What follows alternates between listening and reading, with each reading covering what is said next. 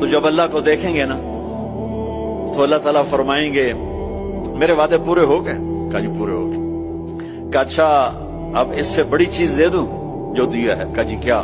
کہ جاؤ میں راضی ہو گیا، اب کبھی ناراض نہیں ہوں، اب کبھی ناراض نہیں ہوں۔ وہ اللہ کہے گا مانگو مانگو مانگو، آج میں تمہیں دینا چاہتا ہوں اپنی شان کا۔ تو کہیں گے یا اللہ ہم جوہانسبرگ میں تیری بندگی تو کرتے تھے پر ایسی نہ کی جیسی کرنی چاہیے تھی، آج تجھے دیکھ کے پتا چلا ہے تو کتنے حسن والا ہے، جمال والا ہے، کمال والا ہے۔ جیسے ہم دنیا میں تجھے سجدہ کرتے تھے نا نماز میں، آج ہمیں ایک سجدے کی اجازت، پوری نماز نہیں صرف ایک، کہ ہم تمہیں یوں دیکھ کے اللہ اکبر کرنا چاہتے اور ماتھا جنت کی زمین پہ ٹیکنا چاہتے۔ ہائے ہائے ہائے، میرا اللہ کیا کہے گا؟